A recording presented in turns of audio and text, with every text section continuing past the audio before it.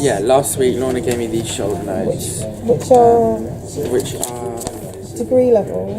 degree level of And they're quite intense. Yeah, anatomy of the in shoulder. terms of the knowledge. And the humerus and the trochanters. Do you want to read a bit out so people can get an understanding of the level of knowledge? I mean, the bony anatomy of the shoulder. So yeah, just going over the humerus. The humerus head is the ball part of the socket. It's made up of 4 components: the rounded joint surface, the tuberosity as a distinct prominence or bump on the bone. It goes into talk about the humerus and the top of the humerus and all the joints that are linked to that, and then part of the shoulder being the rotator cuff. It's the greater tuberosity, which is the top bit of the humerus, inserts to the 3 important 3 shoulder points: the rotator cuff, the shoulder muscles, also known as the rotator cuff, which are the supraspinatus, the infraspinatus, and the teres minor.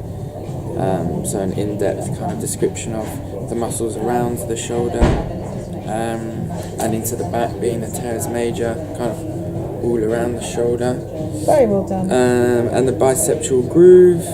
So as you're reading it, it's making sense to you because of all the work we've done from previous sessions. Your brain is able to piece the jigsaw puzzle together. But I think what's also helped you with this particular topic is that, although you're training to be a Pilates instructor and the exam is just around the corner for you, and we're fast tracking you there, you also, as a tennis coach, you can relate to these particular injuries to do with the shoulder, and also you have had your own personal injuries as well. So how has learning the anatomy helped you in this professional way? I mean, hugely, massively, because I've got the science behind the movements, and I can go more in depth in my eyes better on how I view people and how they're moving, and their kind of technique and body shape and body movements. I have the science behind that. I can sort out my injuries, so I'm kind of proof in the pudding. Like I had rotator cuff injuries, and I had a winging scapula, and I ruptured my ACL. And then now I don't really have any of those, so I'm kind of again proof in the pudding, and I can identify. Well, how does that compare to before you had these sessions with me and understanding the anatomy? How does that compare? Now having the science behind it. I just know it. But how does that help you understand the injuries you've had in the past, but also the injuries that may be sustained with the clients you have, both in the tennis and in the Pilates? Sure. It helps me to kind of work out where the injuries are coming from and why they're happening. Brilliant. So say if I had a bit of golfer's elbow and a bit of tennis elbow, where that's coming from. Look at what it's joined to, look at other parts, not just treat the forearm and the elbow, it's actually working to the shoulder, the rotator cuff, the scapula, the looking at the bigger picture. Yeah, exactly. And how's my massage videos helped you understand that? Again, just a deeper understanding. It's kind of a case study. I'm kind of looking at your videos as case studies at other people's injuries, and the reason why, their lifestyle, their injuries, their history. Looking at the bigger picture. And piecing it all together so you get a very holistic view of the person. And I think that's important with everything, not just in terms of understanding the physical body, but also understanding the emotional framework, the mental framework, a social situation. I mean, I think it's important to understand the whole picture, and then you're able to move forward very, very easily because of that. And just kind of backs up what we said at the start of the video, was kind of note-taking, is the fact that, and this is something Lorna told me in January, that I don't need to take, months ago, which was only a few months ago, that I used to make pretty notes and highlight it, and then highlight it again, and then copy it out, and then use a different kind of highlighter, and then sometimes underline it, and maybe I'll type it up in bold and then italics. You're making me Couldn't laugh. remember a thing. Did not remember any of it. Which is a byproduct of the education system. Exactly. That's so hung up on And it's the note-taking culture of revising. and and the system of revising. stresses. If I do what everyone else does, then Yeah, that's me yeah. revising. I'm revising here. Look, I got my highlighter. Oh. Like, classic. As if Didn't your work. highlighter is going to give you the answers, or so- highlight, yeah. And also the fact that people are hung up. That's where the stresses come from, because you get so hung up in having to learn those notes, because obviously you can't take your notes in with you. But yeah, So what we were saying about note taking is that I don't take notes. I never allowed you to. For sure. Yeah, yeah. And there's rarely any homework. Well, Only because we're a bit. there's no homework. It's just that I've given you You're right, some. there is no homework. There is actually no homework.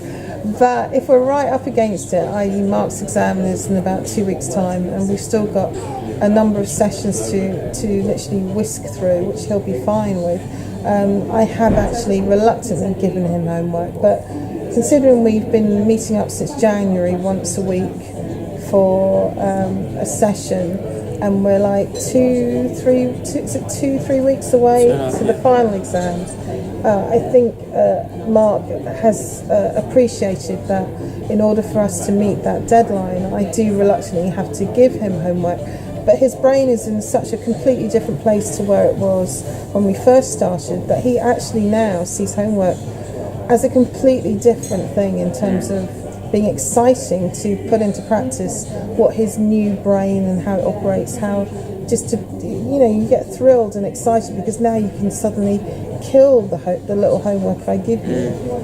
But no, I wouldn't want to, but in order to meet the final exam, I have no choice. But then again, your brain and your whole approach to things has been so transformed that I think the fact that I'm now giving you a little bit of homework, you're like a person that's hungry for the food or thirsty for the water, i.e. the homework being the water or the food. You're actually excited to put the homework I've given you into practice, to see what your new brain and your new mind in terms of how you approach this academic work, how it puts it into action. I think, what are your thoughts on that? Yeah. I mean, no, that's spot on. It's kind of, also you just told me about how the brain works and why that happens, and you take information in, and when you need it, it comes to the front of your brain. Yeah, having faith that that's what I can do. That's right, in your long-term memory. Yeah, for sure. And trusting the process and trusting yourself. Just taking time, not kind of rushing through it. It's just taking time really, and just being relaxed doing it. That's the biggest thing for me actually, is my mood and state of happiness whilst working. Which is again it's totally changed, which is behavioural, right? Yes, which is the number one thing I was working on with you without you realising it at the very beginning of our sessions, because you were quite an anxious person every time I asked you a question or and I just shifted that as soon as it emotional started to get intellectual and you wanted to ask me questions, I would just freeze. So, and that is again a learned state from your school days, which carried you through to university when you did your events management degree. So these are all blocks to reaching your full potential that I've literally been overcoming for you on your behalf. I mean, you weren't aware that I was doing that, but actually that's what I was certainly doing early in our sessions together. And I see that in the kids that I'm working with at the moment, whether that's on a tennis court or in a classroom. I see it repeated all the time. What repeated? Sorry. I ask a question, and they just kind of freeze. Oh, because they feel under pressure. Yeah, and I quickly nip that in the bud and reiterate that it happened yesterday. A boy had played some tournaments in an age group quite above him, in a standard very much above him, and he did okay. He lost 3 out of 4 matches. This is for tennis. This is tennis, and I asked him, because you're a tennis coach, as well as training to be a Pilates instructor. So I asked him how he felt during the game. I just asked him very slowly. I said, just think, just try and think, just stay relaxed, just try and think how you felt during the match while you were losing, when you lost points, and how you felt after the match when you lost. And he just quickly replied and did not answer the question that I was asking. And it's pretty much what I had done in the past. When you asked me a question, I would just rush into it. So I had to ask him again. I said, look, I'm not tricking you. I'm not trying to catch you out. Just getting to think about it. I'm just getting kind of just to understand how you feel during your matches. So just take your time and just think about it. But and then he started to say, I felt this and I felt that. So we got to the bottom of it, and it was really cool. We never had those discussions before. Oh, well done. And how did he feel in those important points during the match? He felt it was hard, but he felt confident still in his own tennis. This boy is very clever. He knows how to kind of say the right things. And he's very entertaining. He knows how to kind of give you what you want. Give the answer you want. Is that a good thing or not such a good thing? It depends what questions I'm asking. It's not a good thing. So because he's not giving you a clear picture, but he's not. If he's not telling you what's really going on, sometimes it's because the child finds it, or even the adult actually, they find it very difficult to articulate exactly the true answer you're looking for. So it's not for want of trying, it's just that they just don't know how to articulate that to you because they have never thought of it at that deep level. You know, I have developed you, Mark, over these last few months and got you to a deep level in terms of the relationship with yourself, but the difficulty you may have is to assume that others outside this bubble will also naturally be able to do that too. So you've got to sort of give people a bit of a huge leeway that they haven't had the journey that you've had with me. Yeah, true. But well done for trying.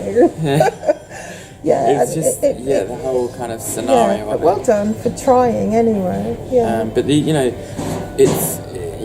it was kind of a group of two boys, and they're both playing tournaments and they're both playing matches, and they really want to they all want to win. They all want to win. They all want to succeed. Well, that's half the battle actually, because that's one of the first things I asked you when we first started. My number one rule is, do you want my help? And you said yes, and that's all I ask for. Everything else is doable. But if you don't want my help, or you don't want to meet the task, I always say go away and come back when you do. No, for sure. So that's kind of very well done. more kind of where we're at really and what's going on, I think. Yeah, I mean, what's amazing is the brain is constantly developing if you sort of point it in the right direction. But most people don't know that their potentials can go far beyond what they're actually doing in their daily lives. But because psychology is seen in such a negative light in terms of,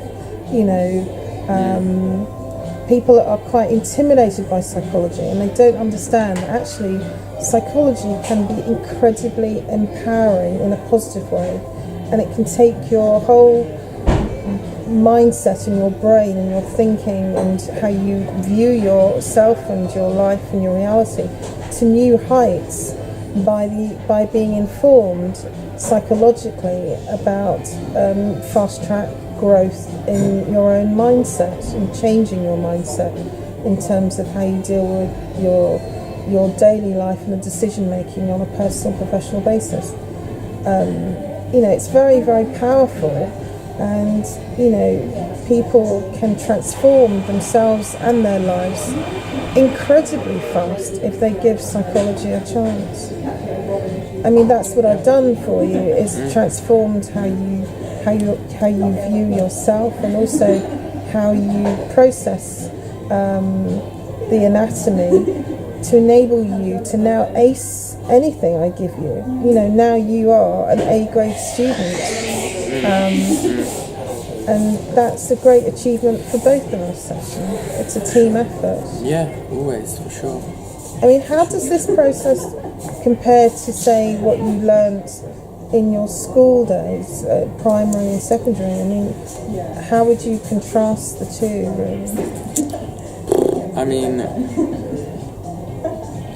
it's just hugely different in terms of, you know, one teacher, 28, 25, 30 children,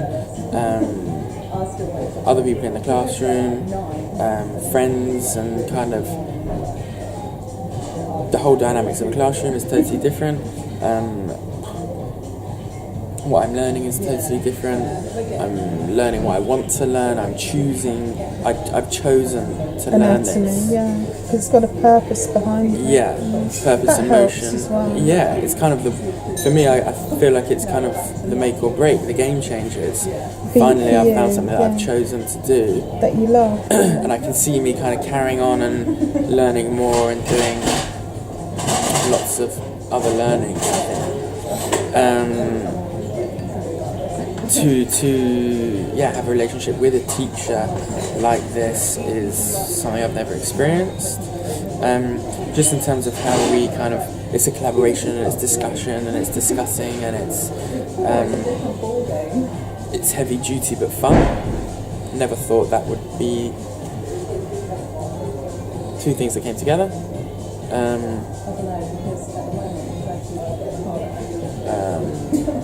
What else? Just the style of learning, the style of our sessions. It's tutoring, but it's bespoke tutoring, but very relaxed.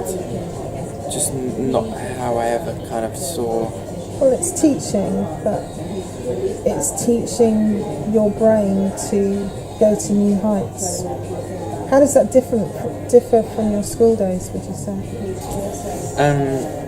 Totally, really, because I mean a lot of stuff is psychology based. Whether I knew it or I didn't. And it's bespoke to me and what I'm learning. So that was never the case. It was kind of one thing fits all at school. You know, this is what we're going to teach you to fit 30 children, whether it's yes, that's true. What we're told and how we're told, lecturer, student based.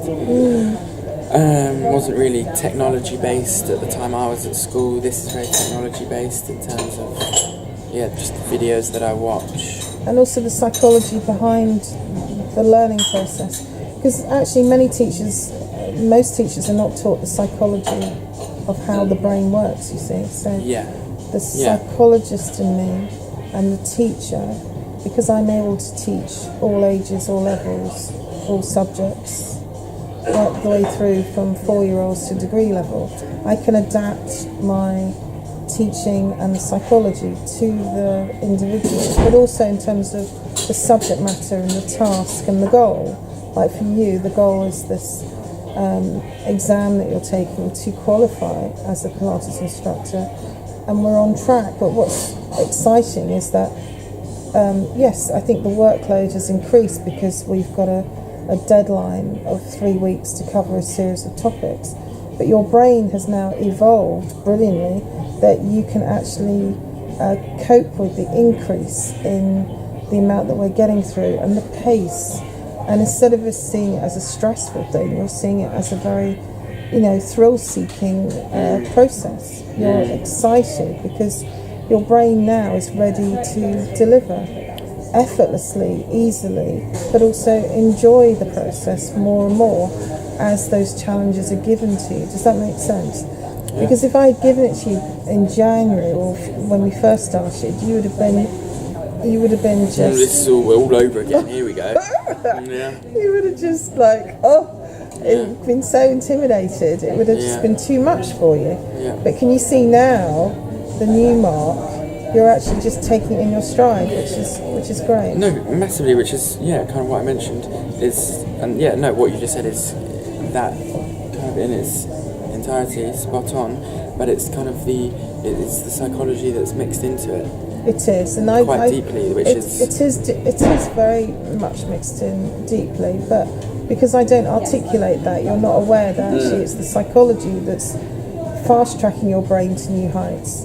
Because I'm actually talking as a teacher and in teaching you the anatomy, but there is a psychology behind every single thing that I say and do in getting your brain up to that level, by the way. Yeah. So very well done, Mark. Thank you. Really. Onwards and upwards. Yeah, for sure.